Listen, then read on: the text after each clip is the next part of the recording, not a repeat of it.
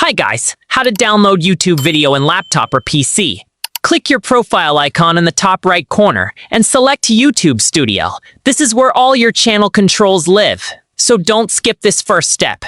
On the left-hand sidebar, click the Content tab to see every video you've ever uploaded. Here is where most creators get organized.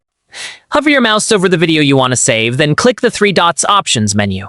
This little menu holds powerful tools you might have missed. Select Download from the list, and your video file will immediately begin saving to your computer. Keep watching because next I'll show you how to save other people's videos too. Downloading other people's videos, offline viewing, search for and open the specific video you want to save for offline watching. This works best for playlists or long trips. Look for the download button located directly beneath the video player. Here is the catch. This feature requires a YouTube Premium subscription, so make sure you are signed in. Once the download starts, click View on the notification pop-up to instantly see your saved content. That pop-up disappears fast, so don't blink. To find your downloaded videos later, go to the left sidebar and click Downloads, or simply visit youtube.com/feed/downloads. Now, you can watch them anywhere without an internet connection. Hit subscribe for more quick YouTube tips.